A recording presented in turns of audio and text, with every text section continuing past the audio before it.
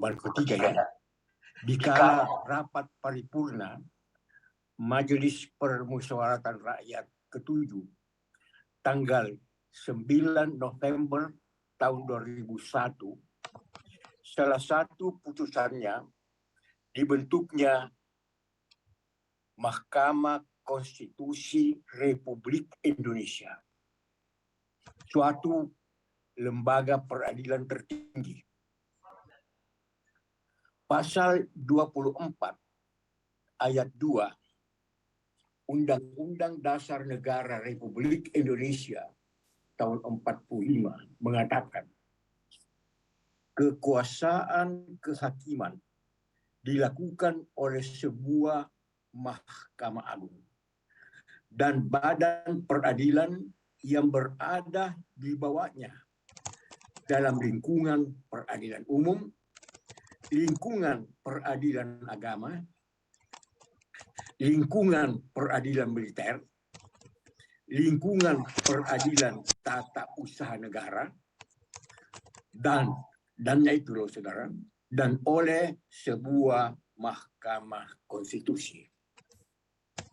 Para saudari, kedudukan Mahkamah Konstitusi yang dibentuk itu tidak berada di bawah Mahkamah Agung. Kedudukan Mahkamah Konstitusi Republik Indonesia berkedudukan setara dengan Mahkamah Agung. Para saudari, Mahkamah Konstitusi Republik Indonesia yang dibentuk di kala perubahan ketiga Undang-Undang Dasar 1945 itu pada tanggal 9 November tahun 2001 itu merupakan Mahkamah Konstitusi, merupakan Constitutional Court yang ke-78 di dunia. Catat, yang ke-78 di dunia, dan merupakan Mahkamah Konstitusi, merupakan Constitutional Court yang pertama di abad ke-21. Para saudari, kalau saya katakan tadi, Mahkamah Konstitusi Republik Indonesia merupakan Constitutional Court yang ke-78 di dunia, maka Constitutional Court yang pertama di dunia itu adanya di Austria, adanya di Wina, Austria, di kala bulan Oktober tahun 1920. Saudara, Constitutional Court, Mahkamah Konstitusi yang pertama di dunia itu dinamakan Verfassungsgerichtshof. Verfassungsgerichtshof. Diadopsi pada konstitusi Austria di kala itu pada bulan Oktober tahun 1920. Begitu terkenalnya konstitusi Austria itu sehingga dinamakan Oktober Verfassung, konstitusi di bulan Oktober. Ya, itu tadi salah satu putusannya. Para saudari, peletak dasar utama dari adopsinya Verfassungsgerichtshof dalam konstitusi Austria itu, salah satu peletak dasar utamanya adalah salah seorang ahli hukum kenamaan, amat kenamaan, namanya Hans Kelsen, yaitu salah satu anggota Komisi Pembaharu Konstitusi Austria di kala itu. Para saudari, di kala Anda mula pertama masuk di Fakultas Hukum, kuliah di Fakultas Hukum, dalam mata kuliah pengantar ilmu hukum, terkenal salah satu teori dari Hans Kelsen yang namanya Stufenbau teori. Stufenbau teori. Artinya teori bangunan piramid. Stufen itu artinya piramide. Stufenbau teori artinya teori bangunan piramide. Saudara, menurut teori Stufenbau, bahwa peraturan perundang-undangan itu berbentuk bangunan piramida, berlapis-lapis, berjenjang-jenjang. Peraturan perundangan yang berada di bawahnya, yang berada di paling bawah, tidak boleh bertentangan dengan peraturan perundangan yang ada di atasnya, dan kemudian kelak yang di atasnya itu tidak boleh bertentangan dengan peraturan yang lebih di atasnya lagi, dan hingga berpuncak pada Verfassung, berpuncak pada konstitusi, berpuncak pada Grondwet, berpuncak pada undang-undang dasar. Para saudara, para saudari,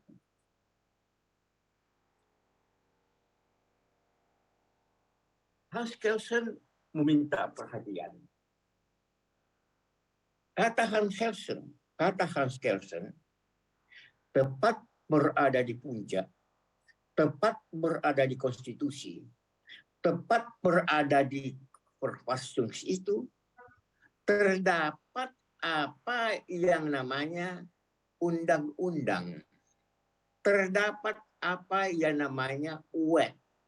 Terdapat apa yang namanya geset. Terdapat apa yang namanya droa. Undang-Undang Dasar 45 juga begitu. Tepat di bawah konstitusi terdapat yang namanya undang-undang. Para saudara, para saudari, Hans Kelsen meminta perhatian bahwa kedudukan undang-undang, fungsi undang-undang wet geset droa itu amatlah penting. Karena undang-undang itulah, wet geset droa itulah yang menegakkan konstitusi yang berada di puncak. Yang menegakkan undang-undang dasar yang berada di puncak. Kenapa, saudara? Oleh karena itu, menurut Hans Kelsen, ini perlu. Undang-undang itu selaku selaku peraturan perundangan yang menegakkan konstitusi di puncak itu tidak boleh cacat. Tidak boleh cacat, saudara. Tidak boleh mengandung yuridis keberikan. Tidak boleh. Oleh karena kalau bercacat, bagaimana bisa menegakkan konstitusi yang berada di puncak?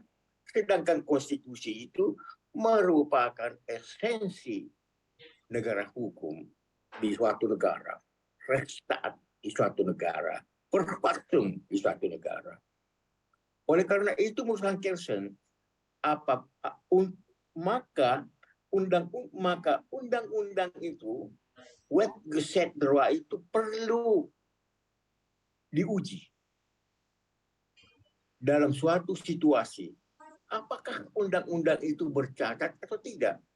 Kalau bercacat, maka dinyatakan mengikat maka dikatakan tidak mengikat secara hukum. Maka, saudara, yang menguji itu adalah suatu badan peradilan tertinggi yang namanya Verfassungsgerichtshof, yang namanya Constitutional Court, yang di kita punya sistem ketatanegaraan dinamakan Mahkamah Konstitusi. Saudara, sebetulnya dalam rapat Dokuritsu Shiombi Chiosokai, ini bentukan Jepang, Dokuritsu Shiombi Chiosokai, atau disebut Badan Penyelidik Usaha Persiapan Kemerdekaan BUPPKI, Badan Penyelidik Usaha Persiapan Kemerdekaan Indonesia. Dalam rapatnya tanggal 15 Juli 1945, dalam rapatnya tanggal 15 Juli 1945, rapat BUPPKI itu tanggal 15 Juli 45 dimaksud, seorang anggota yang namanya Muhammad Yamin. Muhammad Yamin itu terkenal sebagai seorang budayawan, tapi juga seorang ahli hukum tamatan Rechtshogeschool. Saudara, Muhammad Yamin di dalam rapatnya itu mengatakan, Tuan Ketua, ketuanya adalah Dr. Rajiman Wileduningrat, seorang tabib.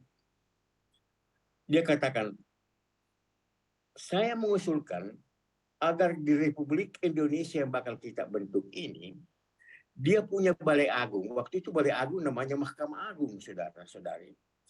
Dia punya balai agung, diberi kewenangan menguji undang-undang terhadap undang-undang dasar. Menguji terhadap konstitusi.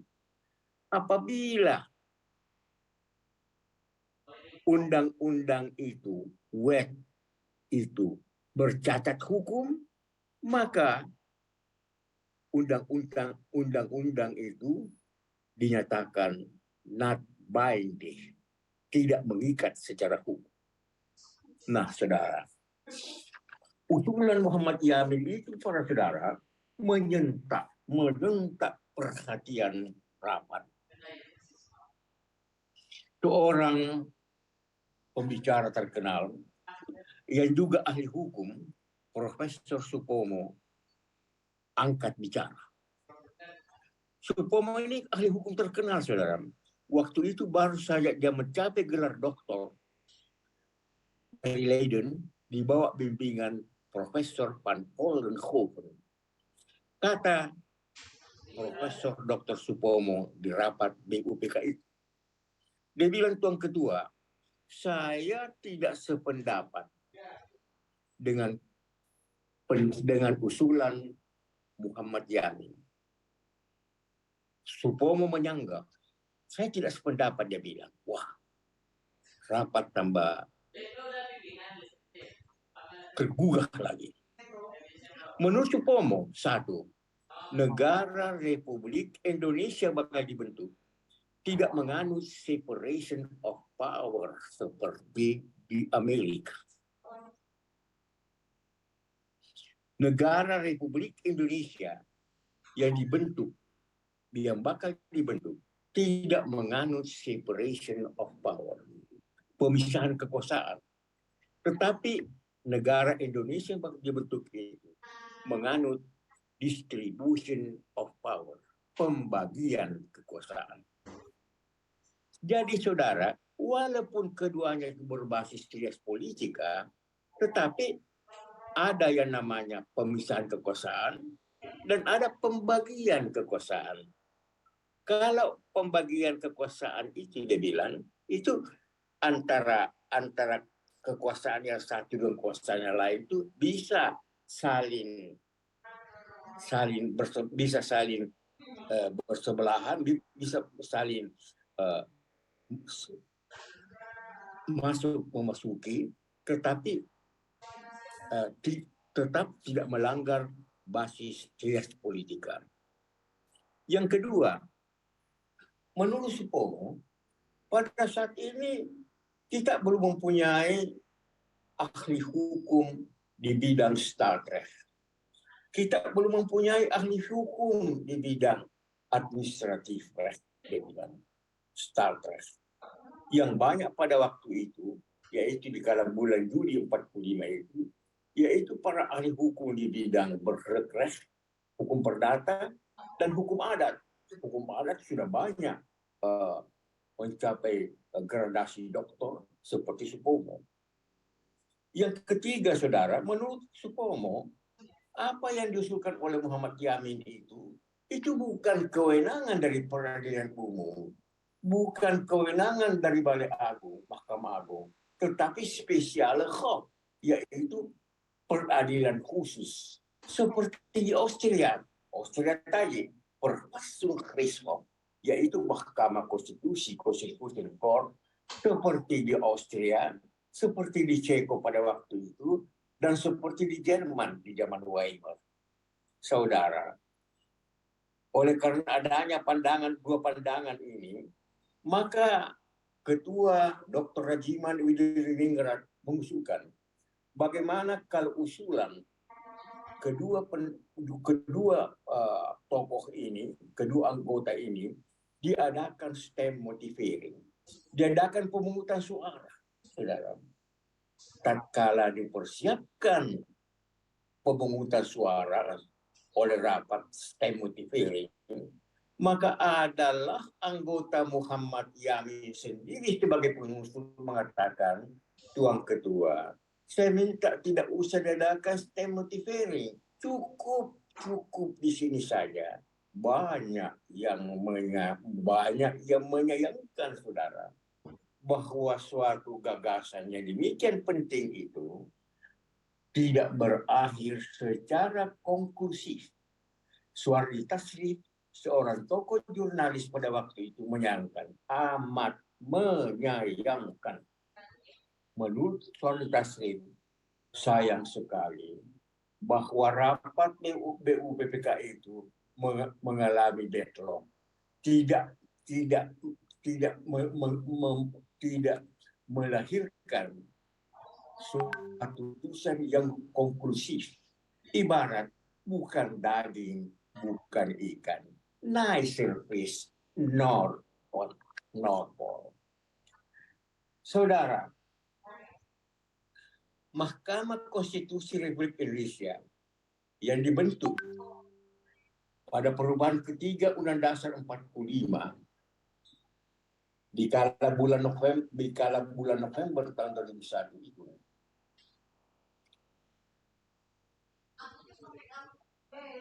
terdiri dari 9 anggota, terdiri dari 9 hakim konstitusi, 9 saudara, jumlahnya ganjil. 3 direkrut oleh Mahkamah Agung, 3 hakim konstitusi direkrut oleh Presiden, 3 hakim konstitusi direkrut oleh Dewan Perwakilan Rakyat. Saya minta perhatian, saudara. Tatkala, ingat ini, jangan salah. Tatkala ke-9 hakim konstitusi tersebut ditetapkan selaku hakim konstitusi, maka para hakim konstitusi tersebut yang dipilih, yang diangkat, terlepas dari lembaga-lembaga yang merekrutnya. Yakni 3 hakim konstitusi terlepas dari Mahkamah Agung, 3 hakim konstitusi terlepas dari Presiden, 3 hakim konstitusi terlepas ikatannya dari Dewan Perwakilan Rakyat. Saudara, kenapa? Secara konstitusional mereka menjadi bagian dari kekuasaan kehakiman yang merdeka yang menyelenggarakan peradilan guna menegakkan hukum dan keadilan menurut pasal 24 ayat 1. Jadi ingat itu, saudara.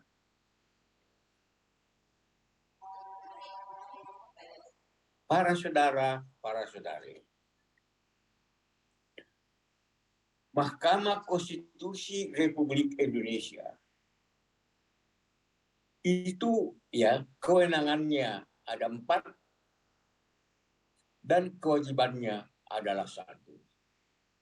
Tapi kewajiban yang 1 itu pun dapat disebut selaku kewenangan, sehingga dapat disimpulkan bahwa Mahkamah Konstitusi Republik Indonesia itu terdiri dari 5 kewenangan.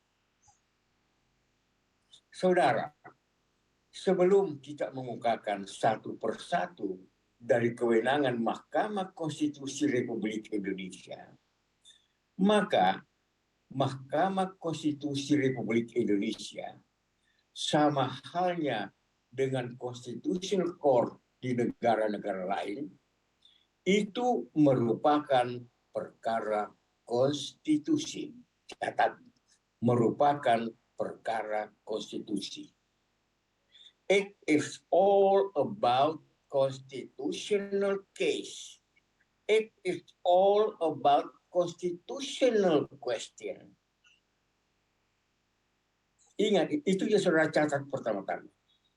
Kesemuanya merupakan perkara konstitusi, saudara.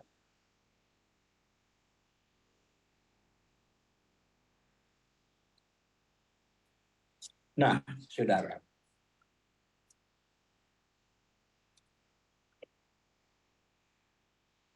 Constitutional Court yang pertama yaitu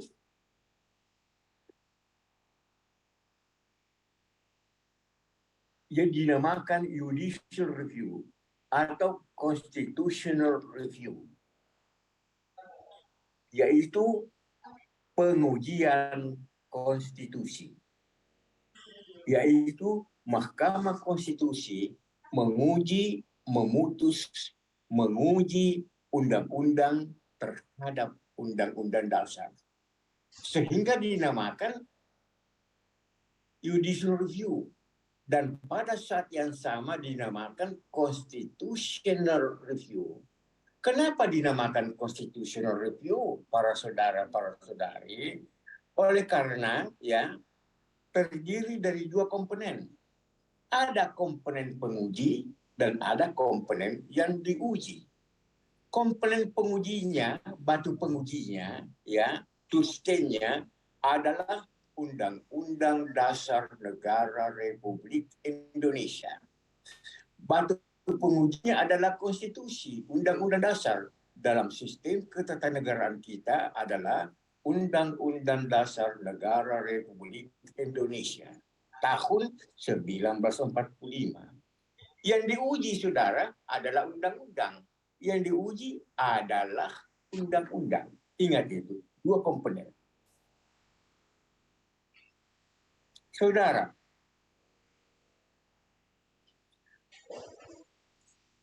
lebih awal saya beritahu kepada saudara, saya sampaikan kepada para saudara, bukan hanya Mahkamah Konstitusi yang memiliki kewenangan judicial review, tetapi juga Mahkamah Agung, Tetapi saudara, judicial review dari Mahkamah Agung tidak dapat dikatakan constitutional review. Tidak dapat dikatakan constitutional review. Pasal 24A ayat 1 Undang-Undang Dasar Negara Republik Indonesia tahun 45 mengatakan Mahkamah Agung menguji peraturan perundang-undangan di bawah undang-undang terhadap undang-undang. Artinya Mahkamah Agung itu, saudara, tidak dapat menguji undang-undang, tetapi menguji peraturan perundang-undangan di bawah undang-undang terhadap undang-undang. Batu pengujinya undang-undang, bukan undang-undang dasar, bukan konstitusi. Saudara, misalnya apa?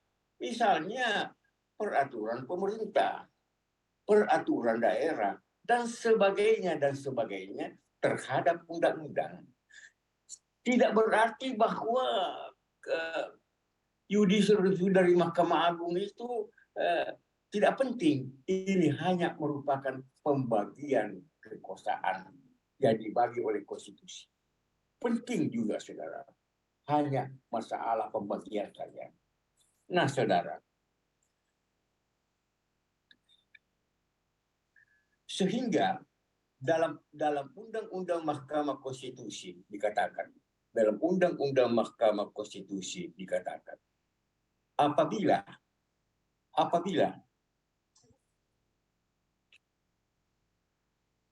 pada ketika suatu undang-undang itu diuji oleh Mahkamah Konstitusi dan tidak lama setelah itu undang-undang itu ya pada ketika undang-undang itu yang menjadi batu penguji di Mahkamah Agung dan tidak lama kemudian undang-undang itu diuji oleh Mahkamah Agung oleh Mahkamah Konstitusi ya oleh Mahkamah Konstitusi, maka menurut hukum pengujian Mahkamah Agung itu wajib ditangguhkan lebih dahulu. Kenapa saudara tangguhkan lebih dahulu? Oleh karena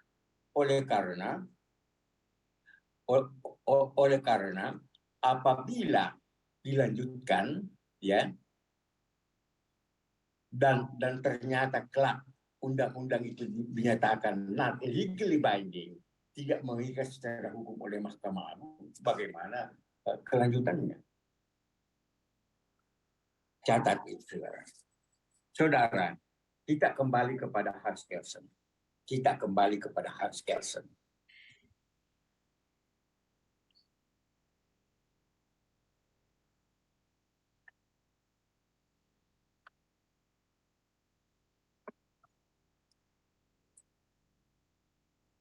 Menurut Hans Kelsen, saudara, sebagai peletak dasar Verfassungsgerichtshof, peletak dasar Constitutional Court, peletak dasar Mahkamah Konstitusi mengatakan antara Rat dan Verfassungsgerichtshof, antara DPR, ya DPR di Senayan itu, parlemen dengan Mahkamah Konstitusi, ya dengan Verfassungsgerichtshof, itu mempunyai fungsi yang sama,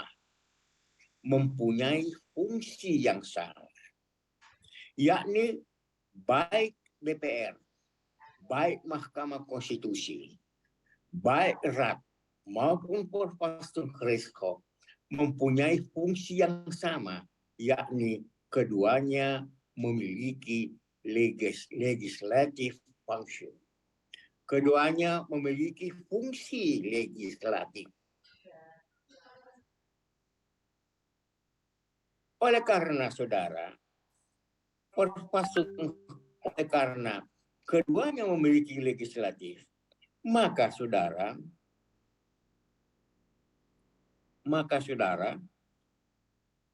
putusan Verfassungsgerichtshof, putusan Mahkamah Konstitusi, Constitutional Court itu bukan sekedar sebagai putusan peradilan, ya, tetapi juga berkekuatan sama dengan produk undang-undang di parlemen, berkekuatan sama dengan produk DPR, yaitu undang-undang, yaitu selain selaku badan peradilan, dia dapat dipandang berkekuatan sebagai undang-undang seperti halnya produk parlemen, yaitu selaku Algemene Norm, berkekuatan selaku undang-undang umum, perundang-undangan umum, Algemene Norm. Ingat itu, catat saudara. Selain selaku badan peradilan, juga sebagai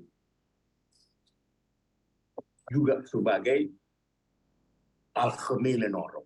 Saudara, ada persamaannya tapi ada perbedaannya. Ingat ini, kalau saudara nanti beracara sebagai advokat di Mahkamah Konstitusi. Saudara, kalau Rat parlemen itu memproduk undang-undang, maka itu dinamakan positif legislator.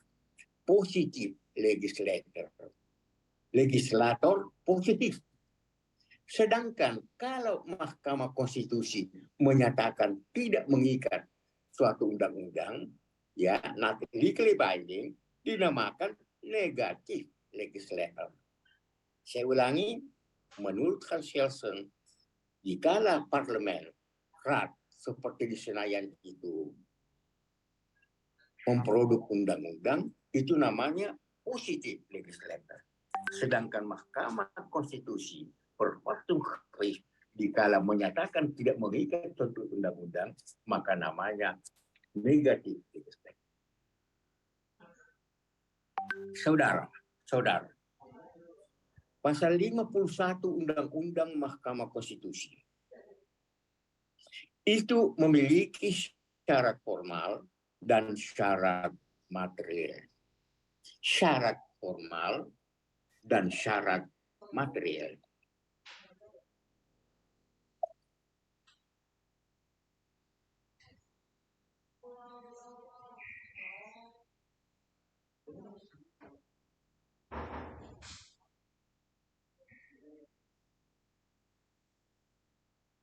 Saudara, syarat formal. Syarat formal. Siapa-siapa yang berhak untuk mengajukan permohonan pengujian undang-undang terhadap undang-undang dasar di Mahkamah Konstitusi. Syarat formal. Pertama, perorangan warga negara Indonesia. Satu orang warga negara Indonesia saja itu sudah bisa mengajukan permohonan pengujian undang-undang terhadap undang-undang dasar di Mahkamah Konstitusi. Yang kedua, saudara, kesatuan masyarakat hukum adat sepanjang masih hidup. Kesatuan masyarakat hukum adat sepanjang masih hidup. Di Tanah Toraja, di Irian Barat dan Jawa di sana, suku adat di Sumatera, ya. Yang ketiga, badan hukum, person, baik badan hukum publik maupun badan hukum privat. Yang keempat, lembaga negara. Ini kesemuanya bisa ya berhak mengajukan permohonan pengujian undang-undang terhadap undang-undang dasar. Saudara, kalau dipikir, kalau direnungkan, perorangan warga negara Indonesia satu orang saja sudah bisa mengajukan permohonan pengujian, maka putusan Mahkamah Konstitusi itu, saudara, berbeda dengan putusan perkara perdata. Kalau putusan perkara perdata, saudara, maka hanya mengikat pihak-pihak ya yang berperkara. Misalnya soal sertifikat dan sebagainya. Tetapi putusan Mahkamah Konstitusi itu namanya erga omnes. Erga omnes. Yaitu mengikat secara menyeluruh terhadap siapa saja. Secara viral. Menyeluruh. Saudara, kalau ada syarat formal, apa pula syarat materialnya? Syarat materialnya, yaitu pemohon adalah pihak yang menganggap hak dan kewenangan konstitusionalnya dirugikan. Hak dan kewenangan konstitusionalnya dirugikan dengan berlakunya undang-undang yang dimohonkan, meliputi pasal, ayat, dan undang-undang yang dimohonkan. Kata kuncinya hak dan kewenangan konstitusional dirugikan. Yaitu apa itu, saudara?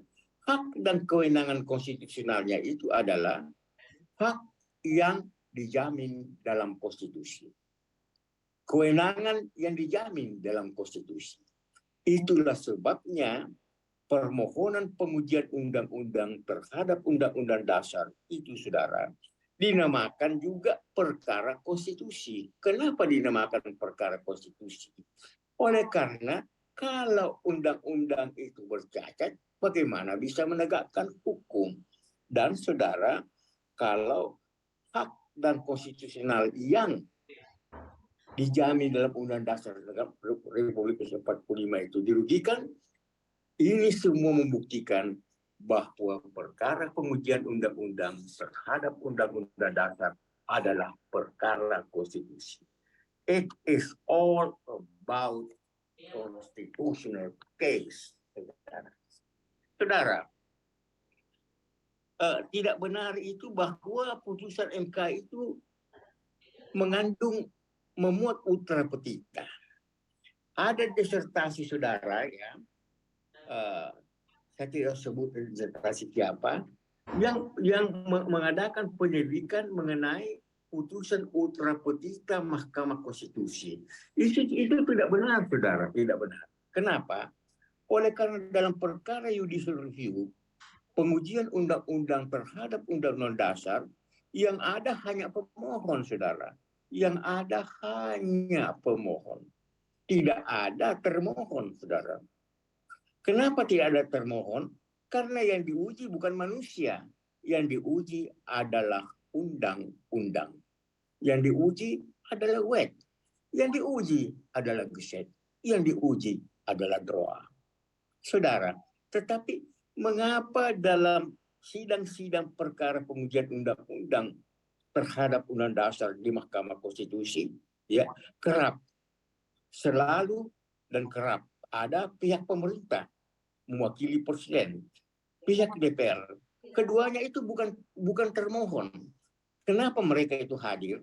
Oleh karena mereka adalah the lawmaker dari undang-undang yang dimohonkan pengujian undang-undang terhadap undang-undang dasar. Saudara, ada kalanya dalam suatu perkara Mahkamah Konstitusi, pengujian undang-undang terhadap undang dasar, ada kalanya dijatuhkan keputusan tanpa harus kehadiran dari pihak pemerintah, presiden, dan pihak DPR. Oleh karena mereka itu adalah the lawmakers. Saudara, kewenangan yang kedua. Mahkamah Konstitusi memeriksa, mengadili, memutus kewenangan lembaga negara yang kewenangannya diberikan oleh Undang-Undang Dasar Negara Republik Indonesia tahun 1945. Nanti kalau saudara beracara di Mahkamah Konstitusi, maka sengketa kewenangan lembaga negara itu disingkat SKLN. SKLN. Yang artinya, tetapi jangan berhenti di situ, saudara. Memutus, ya, memeriksa, mengadili, memutus SKLN, sengketa kewenangan lembaga negara, yang kewenangannya diberikan oleh Undang-Undang Dasar Negara Republik Indonesia tahun 1945.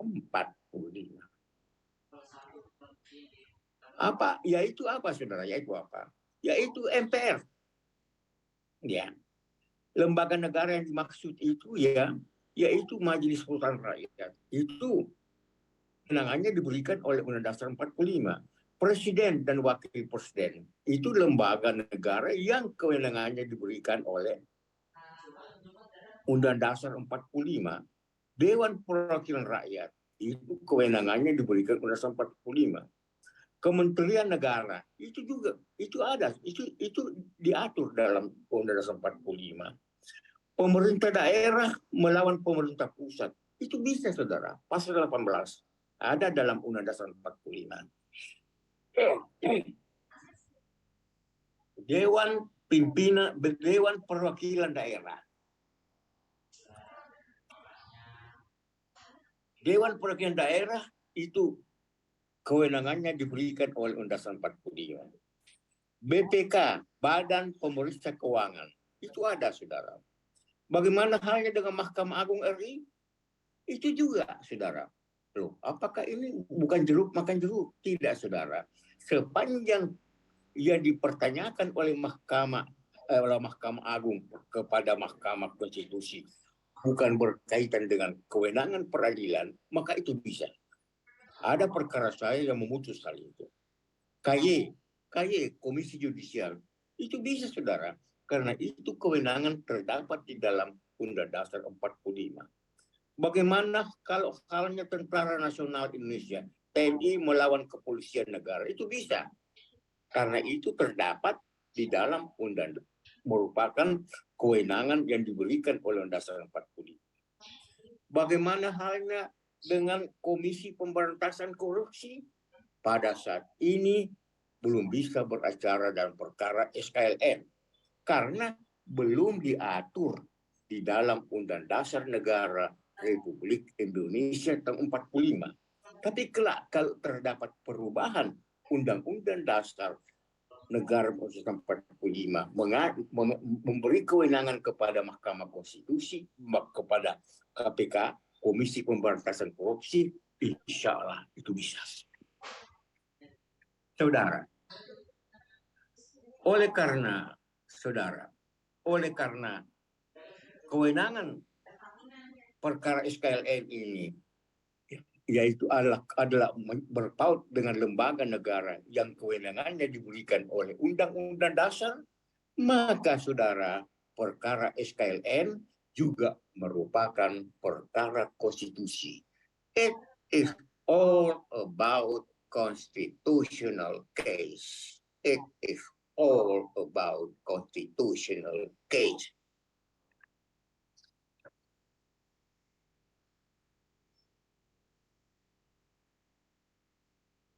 Saudara, kewenangan yang ketiga.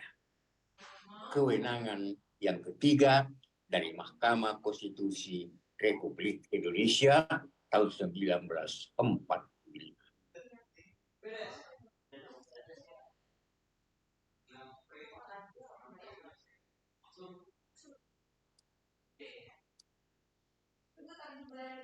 Saudara,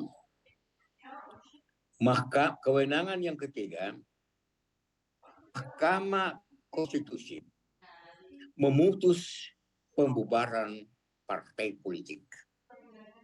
Memutus pembubaran partai politik. Mahkamah Konstitusi memeriksa, mengadili, memutus perkara pembubaran partai politik. Saudara, saya tidak tahu apakah dari saudara waktu itu belum lahir. Di negara kita ini pernah satu ketika suatu partai politik yang namanya Partai Masyumi dibubarkan oleh Presiden Republik Indonesia. Pernah satu ketika Partai Sosialis Indonesia di bawah Sultan Syahrir dibubarkan oleh Presiden Republik Indonesia. Pernah satu ketika Partai Buruh dinyatakan dibubarkan oleh Presiden Republik Indonesia. Pernah satu ketikanya di Republik ini Partai Komunis Indonesia dibubarkan oleh pemegang Super Semar. Saudara, sejak perubahan ketiga Undang-Undang Dasar Negara Republik Indonesia, Negara Republik Indonesia, di kala perubahan ketiga di bulan November tahun 2001 yang berwenang membubarkan partai politik hanya dan hanya Mahkamah Konstitusi. Hanya dan hanya Mahkamah Konstitusi. Catat. Saudara, perlu kiranya saya kemukakan di sini bahwa yang berhak mengajukan permohonan perkara pembubaran partai politik hanya oleh pemerintah. Dalam hal ini Kementerian Hukum dan HAM. Hanya oleh pemerintah. Mengapa, saudara? Oleh karena tatkala partai politik itu didaftarkan, dibentuk, dan didaftarkan itu didaftarkan kepada pemerintah, yaitu saudara, yaitu Kementerian Hukum dan Hak Asasi Manusia. Lawan partai politik tidak boleh, saudara, tidak boleh. Namun, apabila salah satu pihak atau badan hukum mendapati bahwa anggaran dasar, anggaran partai politik itu dipandang bertentangan dengan salah satu pasal Undang-Undang Dasar Negara Republik Indonesia ke-45, maka hal itu bisa disampaikan kepada Kementerian Hukum dan HAM, saudara, yang mungkin ketika didaftarkan partai politik itu, dia lalai memperhatikannya. Lalu kemudian Kementerian Hukum dan HAM bisa mengajukan pembubaran partai politik.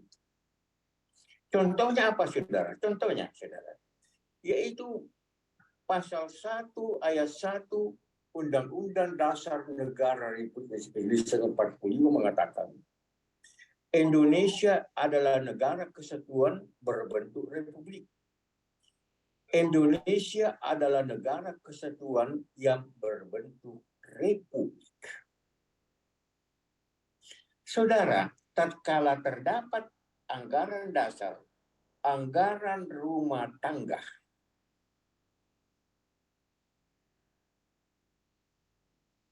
anggaran dasar, anggaran rumah tangga, suatu partai politik yang mencantumkan cita-cita federasi, itu dapat diajukan permohonan kepada Mahkamah Konstitusi guna membubarkan partai politik itu. Kenapa, saudara? Oleh karena federasi itu bertentangan dengan pasal 1 ayat 1 Undang Dasar 45, yaitu negara kesatuan.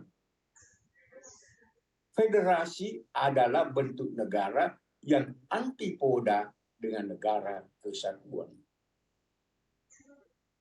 Saudara, oleh karena suatu partai politik itu bisa dibubarkan kalau ternyata bertentangan dengan pasal-pasal konstitusi, pasal-pasal Undang Dasar 45 tahun 45, maka perkara pembubaran partai politik adalah juga perkara konstitusi. It is all about constitutional question. It is all about constitutional case. Catat itu, saudara. Saudara, sebelum kita memasuki kewenangan yang keempat, saya memberi kesempatan kepada 3 orang atau 3 penanya yang ingin menanyakan terhadap apa yang telah saya kemukakan. Silakan, saudara. Saya senang sekali adanya kalau ada respon berupa pertanyaan-pertanyaan. Silakan kalau ada.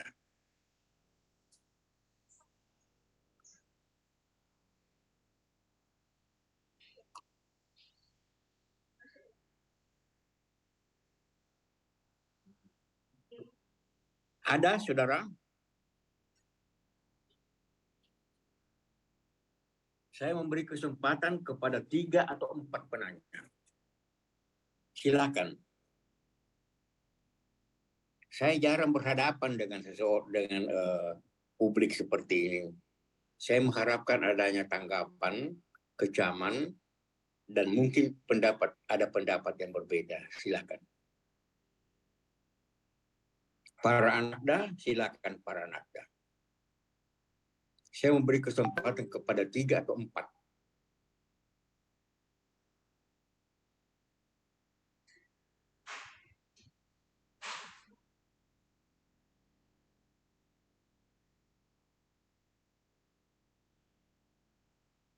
Ada yang menanyakan, saudara? Kalau tidak, saya melanjutkan.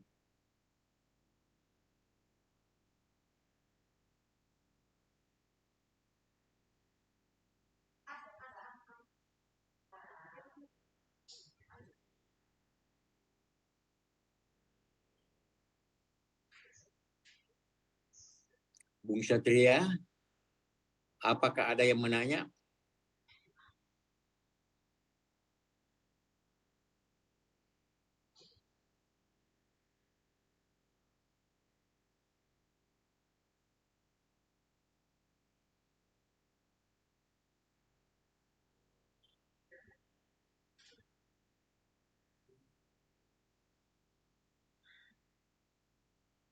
Baiklah, saya lanjut. Kewenangan, silakan anak muda. Saya senang, silakan kalau ada pertanyaan, silakan. Saya senang. Silakan anak muda, silakan. Saya tunggu.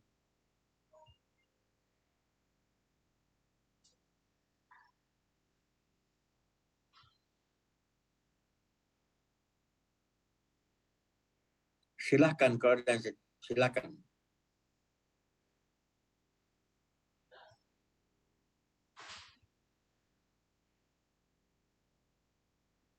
Franciscus. Izin, Pak. Silakan anak dah Franciscus. Ah. Kok enggak nampak anaknya? Iya, silakan anak dah. Kedengaran nggak, Pak? Dari mana? Saya Himel, Pak. Iya, silakan nak, silakan.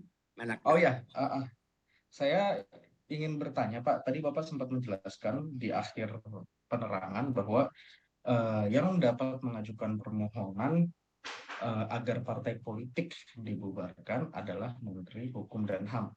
Demikian.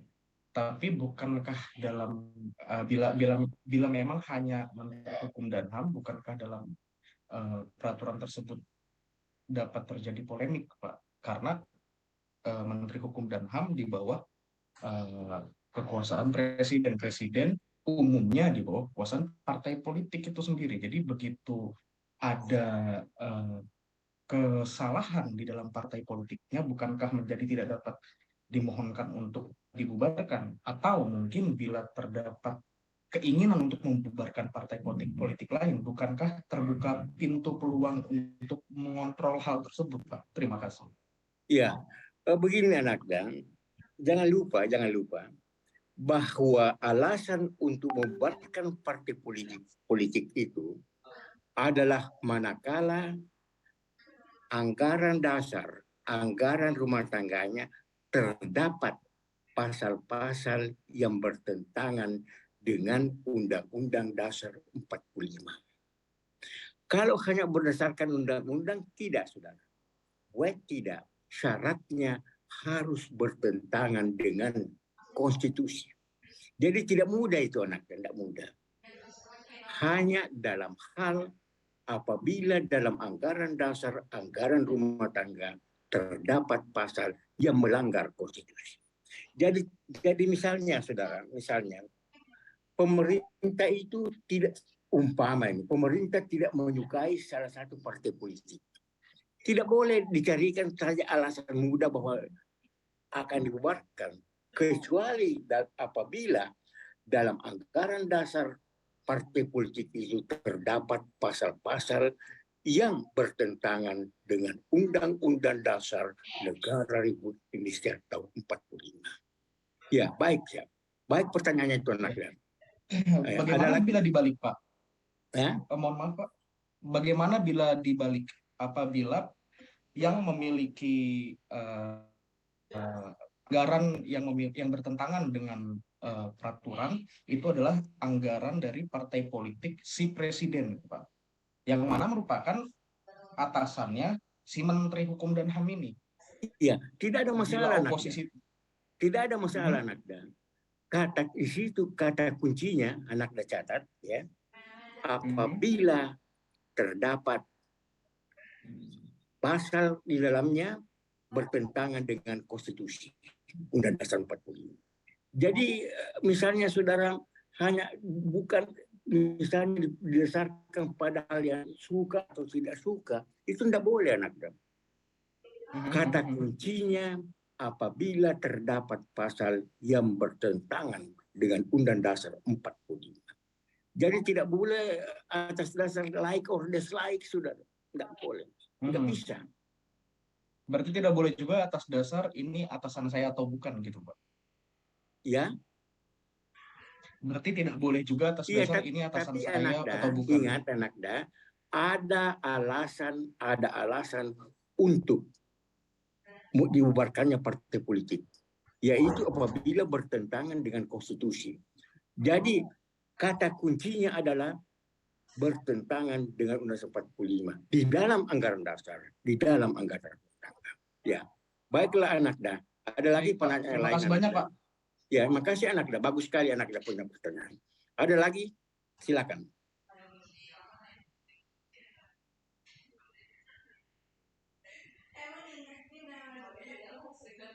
Silakan Pak Fransiskus. Silakan, masih ada? Silakan di-unmute Pak Fransiskus, Pak Pan. Ya, Anakda Fransiskus coba dimunculkan wajahnya. Nak.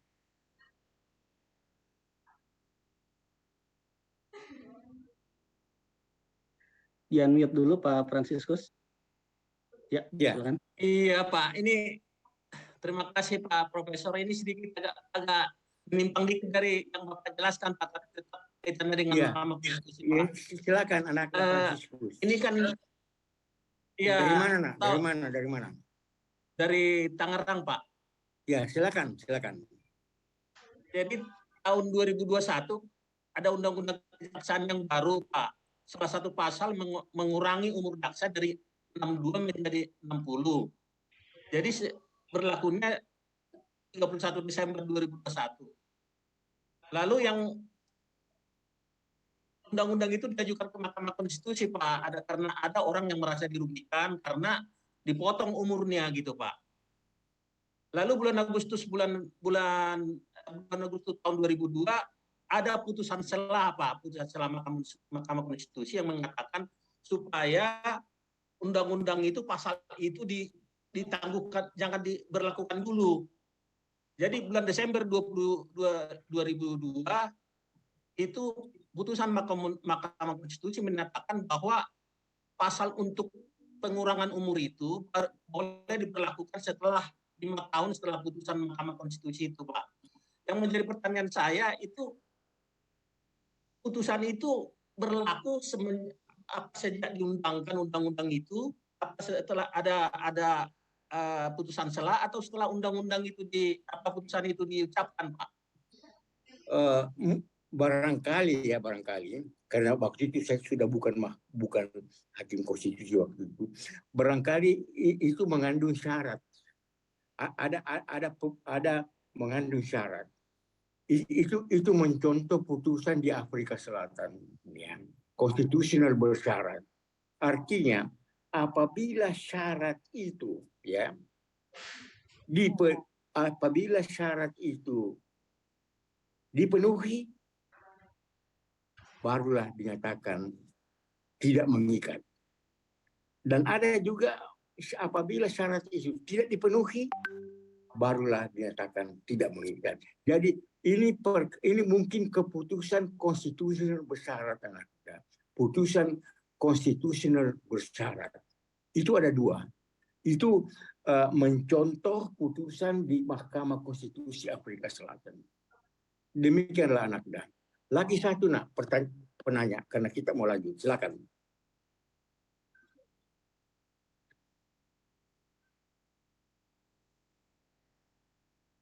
Silakan Anakda. Terima kasih banyak anak. Fatmawati.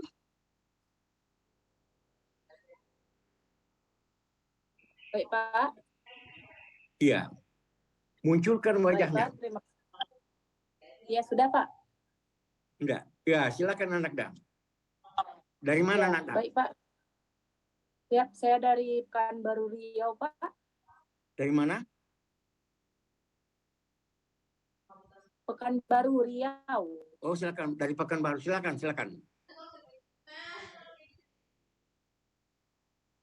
Baik Pak, terima kasih atas kesempatannya.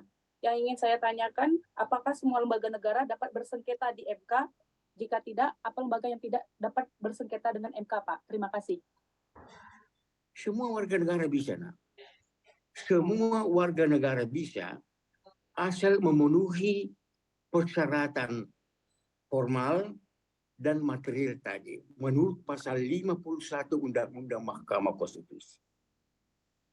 Yaitu pertama formal apabila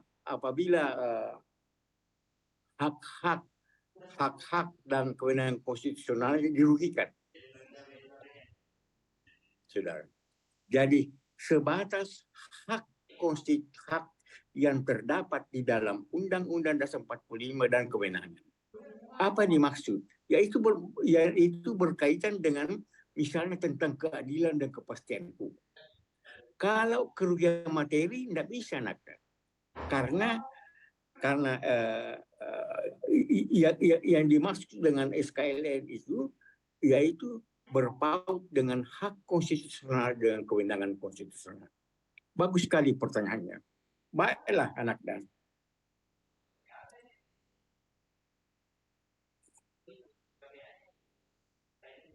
Saya berlanjut. Kewenangan yang keempat yaitu memutus perselisihan tentang hasil pemilihan umum. Perkara Mahkamah Konstitusi memeriksa, mengadili perselisihan tentang hasil pemilihan umum. Kata kuncinya terletak pada kata hasil pemilihan umum. Contoh, pada momen pemilihan umum di suatu TPS tepat pada jam 7 pagi, saudara, jam 7 pagi dimulai pemilihan umum. Saudara, petugas pemilihan umum pada waktu itu menyatakan, para bapak dan para ibu, pemilihan umum dimulai. Pemilihan umum ini katanya berlangsung jujur. Dan kepada bapak ibu diperlihatkan kotak suara, tapi kotak suaranya tidak begitu tepat dihadapkan kepada para calon pemilih, saudara, ke atas. Bukan tidak mungkin, ternyata terbukti bahwa di dalamnya sudah ada surat suara yang sudah dicoblos. Ini merupakan pelanggaran pemilu, kecurangan pemilu. Tetapi saudara, hal itu belum seketika bisa diajukan di MK. Kenapa saudara? Oleh karena di sini dikatakan memutus perselisihan hasil pemilihan umum. Artinya hasil secara nasional. Adanya hasil perhitungan pemilu oleh Komisi Pemilihan Umum. Nanti setelah saudara terdapat hasil pemilihan umum secara utuh, barulah dan diumumkan kepada publik, barulah hal itu dapat diajukan ke Mahkamah Konstitusi. Adanya kecurangan. Saudara, saya ingin minta perhatian. Yang dimaksud dengan hasil pemilihan umum di sini, ya saudara, adalah berdasarkan hasil perhitungan pemilihan umum. Perhitungan yang dilakukan oleh Komisi Pemilihan Umum berdasarkan pasal 22E ayat 4 Undang Dasar 45. Nah, saudara, pasal 22E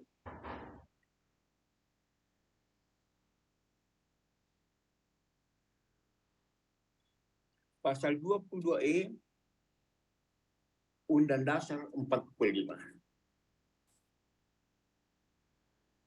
Pasal 22E ayat 2 mengatakan, saudara,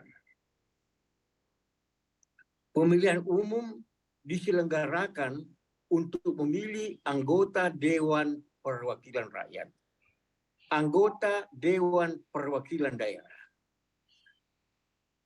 memilih presiden dan wakil presiden dan Dewan Perwakilan Rakyat Daerah. Ingat itu, saudara.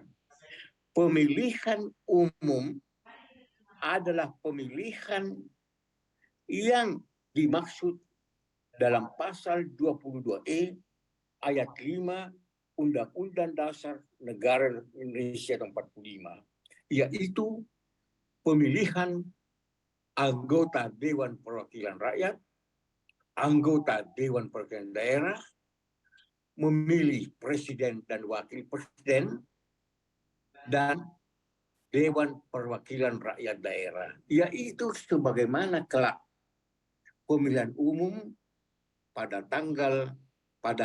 bulan Februari tahun 2024 mendatang.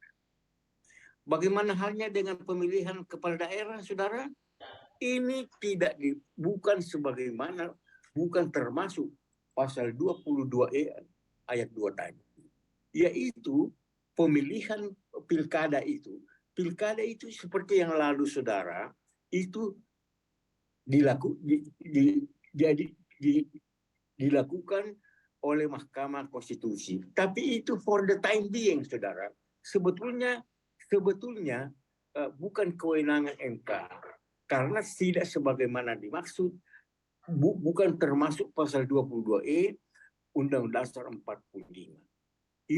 Itu pasal 18, saudara. Ya, pilkada dikatakan di situ ada salah satu hukum, apabila sudah terdapat peradilan khusus mengenai pilkada, maka itu merupakan kewenangan peradilan khusus itu.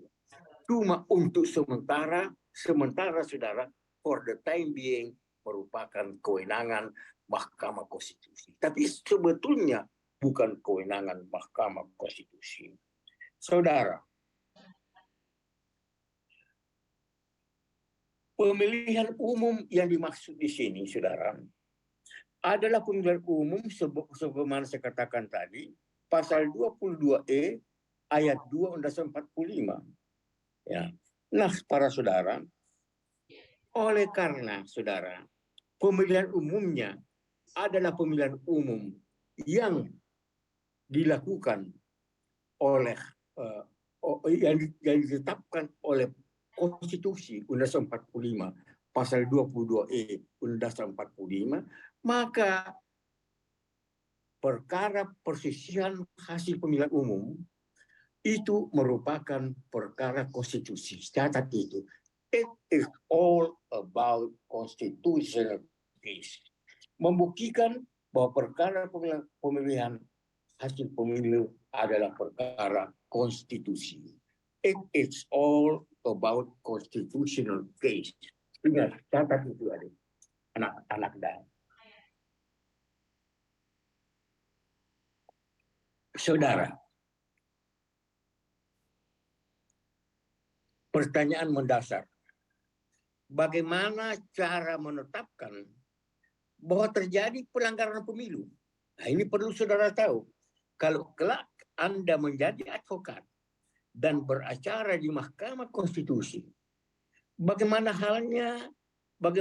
cara menetapkan bahwa terjadi pelanggaran pemilihan umum?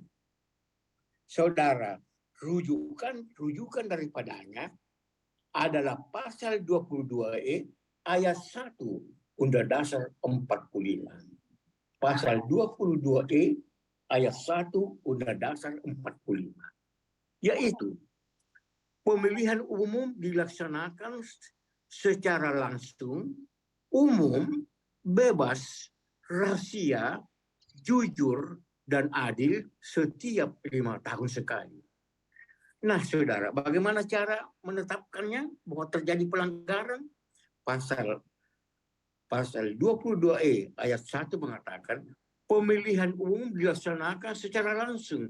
Kalau tidak langsung, melanggar. Dilaksanakan secara umum, kalau tidak umum, melanggar. Kalau dilaksanakan secara bebas, kalau tidak bebas, secara paksaan, melanggar. Secara rahasia, kalau tidak rahasia dibocorkan, melanggar. Jujur, kalau tidak jujur, ada money politik, melanggar. adil. Kalau tidak adil, melanggar. Inilah rujukannya, saudara. Dulu ya ada menyatakan tidak secara viral dan sebagainya itu adalah diturunkan dari ke asas ini. Nah, saudara, oleh karena saya ulangi lagi, oleh karena pemilihan di sini adalah pemilihan yang ditetapkan oleh Undang-Undang Dasar 45 pasal 22 ayat 2 itu, maka ini adalah perkara konstitusi. It is all about constitutional case. It is all about constitutional question. Tolong anaknya catat itu, catat. Nah, sekarang yang kelima. Yang kelima ini pada hakikatnya merupakan kewajiban. Tetapi kewajiban ini pun juga merupakan kewenangan Mahkamah Konstitusi. Yaitu dalam hal perkara pemberhentian presiden dan wakil presiden di masa jabatannya. Saudara, konstitusi mengatakan, saudara, pertama-tama saya ingin kemukakan di sini bahwa hal pemberhentian presiden dan atau wakil presiden dapat diberhentikan di masa jabatannya oleh Majelis Permusyawaratan Rakyat.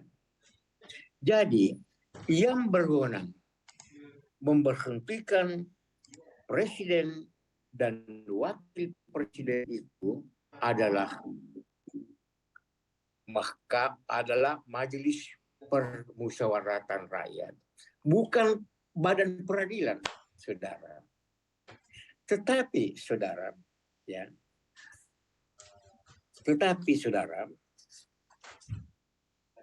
konstitusi mengatakan pada pasal 7A dan pasal 7B mengatakan bahwa apabila terdapat dugaan presiden dan atau wakil presiden itu melakukan pelanggaran hukum berupa satu, pengkhianatan terhadap negara, melakukan korupsi, penyuapan dan tindak pidana berat lainnya, atau perbuatan tercela, maupun apabila tidak lagi memenuhi syarat sebagai presiden dan atau wakil presiden, maka pihak Dewan Perwakilan Rakyat, saudara, berdasarkan bukti-bukti dan quorum, dia tidak boleh langsung naik ke Majelis Permusyawaratan Rakyat, tetapi terlebih dahulu melalui koridor hukum, yaitu Mahkamah Konstitusi. Yaitu melalui Mahkamah Konstitusi. Guna meminta putusan. Oleh karena ini meminta putusan, diajukan kepada Mahkamah Konstitusi. Maka Mahkamah Konstitusi wajib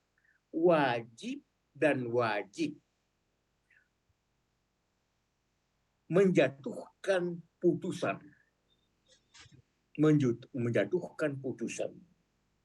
yaitu apabila putusannya dipandang terbukti, saudara,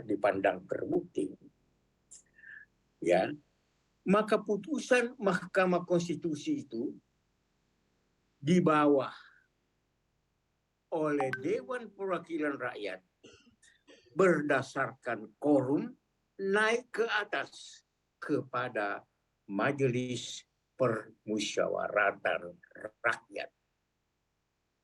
yaitu keputusan Mahkamah Konstitusi yang menyatakan bahwa pendapat DPR bahwasanya presiden dan atau wakil presiden melakukan pelanggaran hukum atau tidak lagi memenuhi syarat sebagai presiden dan wakil presiden.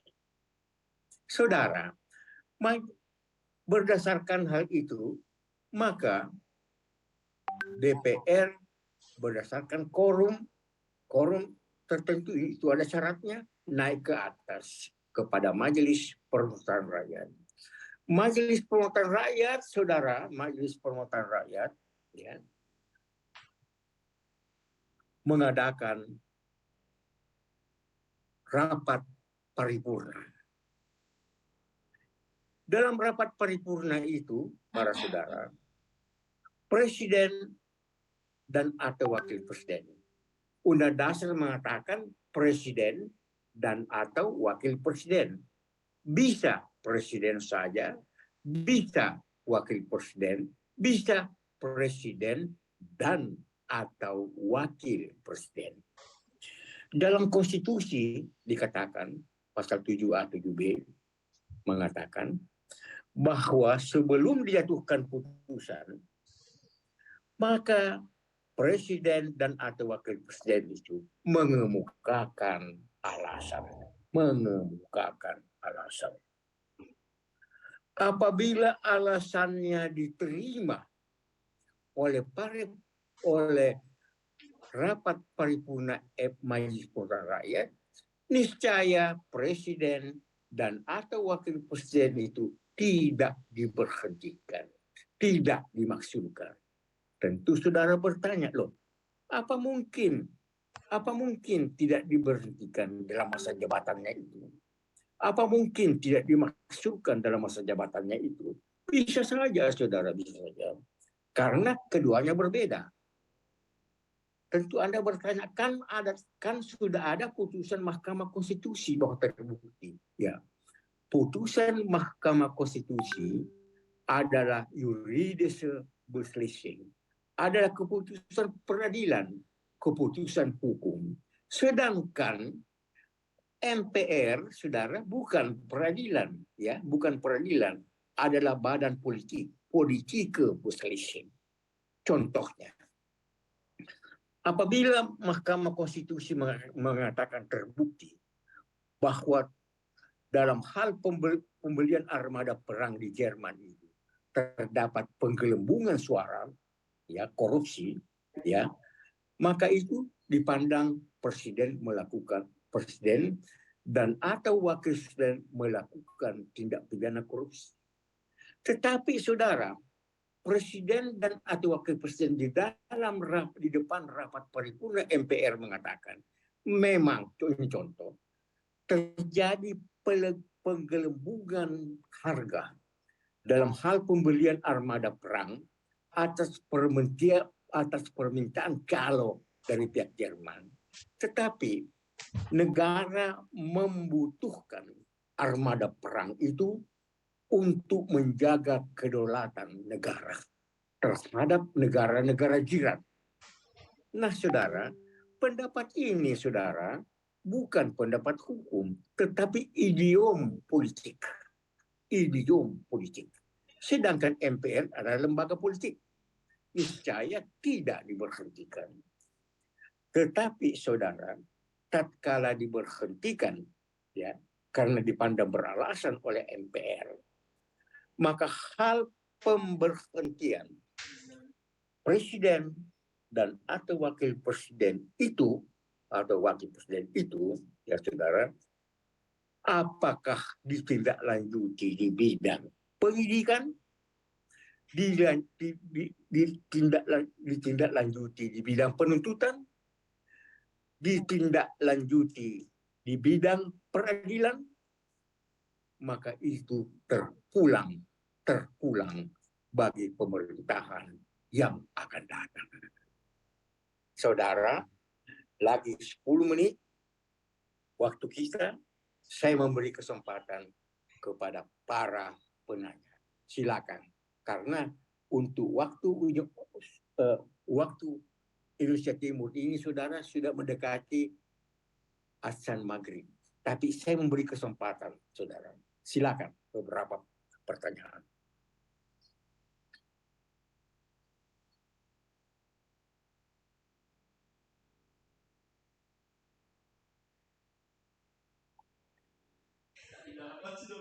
Mohon izin, Prof. Mungkin satu penanya aja, Prof. Ingat waktunya juga sudah hampir habis ya, Prof. Ya, silakan Anakda. Saya senang sekali, nak. Bisa dua dong, bisa dua. Silakan. Baik, Muhammad Hakiki. Ya, dari mana Anakda ini? Dari Pontianak, Prof. Wah, Pontianak mah. Sultan Hamid Al-Qadri. Iya, Prof. Izin, Prof. Kebetulan ada beberapa sebuah kasus yang sempat saya teliti juga terkait sengketa pemilu ini, Prof. Yang kebetulan sengketa hasil juga di sini. Nah, sekarang mungkin agak sedikit terjadi keanehan dari MK dalam mengambil keputusan. MK itu sudah 2 kali yang dapat, MK ini sering menambah hasil perolehan suara, tapi tidak mengurangi hasil perolehan suara lawan di sini. Sehingga ketika ditambah, otomatis kan nominal atau matematika politiknya itu jumlah suaranya bertambah ini, Prof. Nah, suara ini pun ketika bertambah, otomatis suara siapa yang mau ditambahkan begitu, Prof, ini. Jadi menurut saya tidak, ketika MK menambahkan suara, otomatis harus ada suara yang dikurangin, karena ini berhubungan dengan DPT, Prof. Sini. Nah, itu ada 2 kasus yang saya teliti ini, Prof. Di Sumsel, kebetulan DPR RI itu Pak Ahmad Yani, kalau nggak salah, maka sempat diukur tahun 2009. Yang kedua itu tahun 2019, itu di Gerindra di Kalbar juga ini. Itu juga sempat MK menambah suara, namun tidak mengurangi suara lawan di sini, Prof. Nah, itu gimana terkait kekuatan hukum dari putusan MK itu sendiri, Prof? Karena begini Anakda. Saya minta maaf oleh karena pada ketika itu ya saya tidak lagi sebagai hakim konstitusi. Jadi saya tidak dapat memberi komen ini, tidak dapat memberi komen. Cuma begitulah. Sebagaimana halnya dengan Constitution Court di negara-negara lain, saudara, itu berdasarkan pasal 224C, penjelasan 45, putusan Mahkamah Konstitusi adalah putusan pertama, terakhir, dan bersifat final. Ain malak, ya, satu kali saja, saudara. Jadi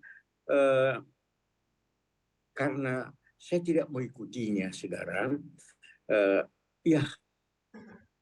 Pepatah mengatakan bukan salah ibu mengandung. Tetapi artinya hakim konstitusi bukan juga manusia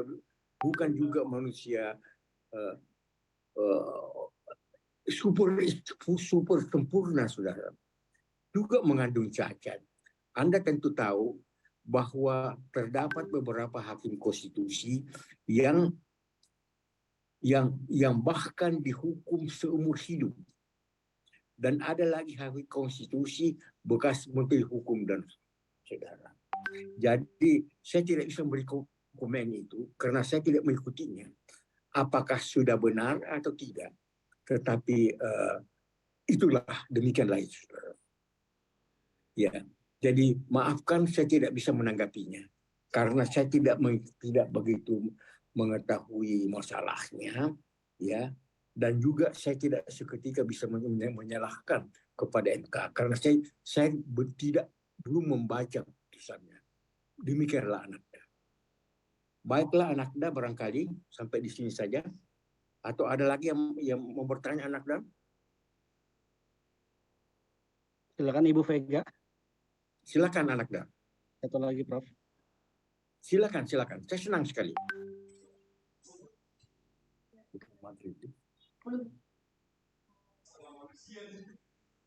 Silakan Ibu Vega. Silakan Anakda, silakan.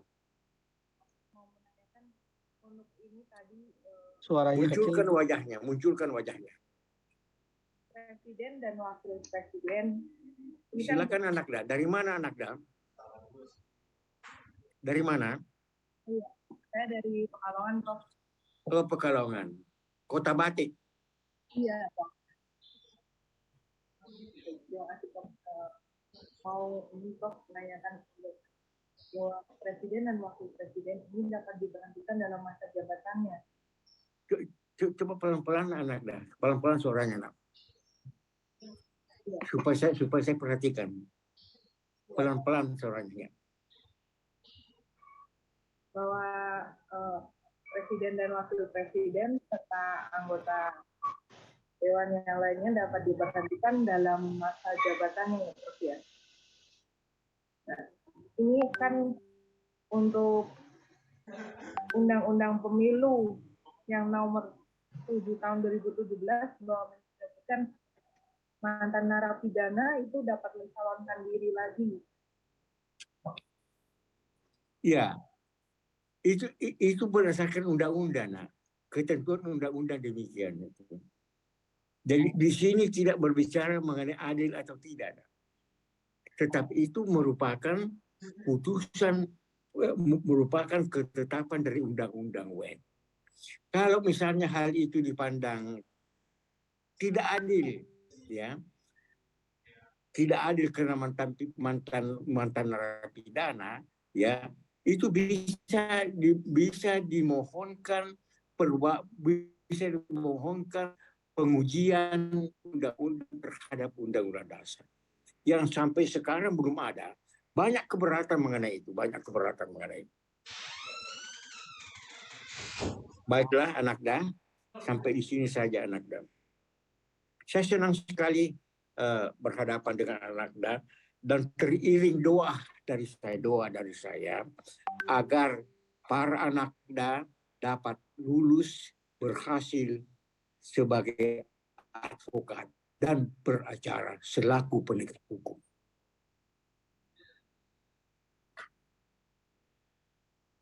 Baik, terima kasih kepada Profesor Dr. H.M. Laicha Marzuki, SH, yang telah bersama kita semua pada sore kali ini. Materi yang sangat luar biasa. Saya yakin masih banyak yang ingin bertanya, namun waktu yang membatasi kita, dan mudah-mudahan selalu sehat selalu, Prof. Mudah-mudahan selalu diberikan kesehatan. Mohon doanya anak dah, Amin, insya Allah. Amin ya Rabbil Alamin. Baik, Bapak, Ibu, dan rekan-rekan sekalian, untuk materi pada hari ini kita sudah selesai dan kita tutup pertemuan pada hari ini. Kita akan bertemu kembali besok pagi pukul 8 pagi waktu Indonesia bagian Barat, dan panitia akan mengirimkan materi dan link untuk materi pada besok hari. Sekali lagi kami ucapkan terima kasih Prof atas waktu dan kesempatannya, dan juga terima kasih kepada seluruh peserta. Kami tutup. Assalamualaikum warahmatullahi wabarakatuh. Waalaikumsalam warahmatullahi wabarakatuh.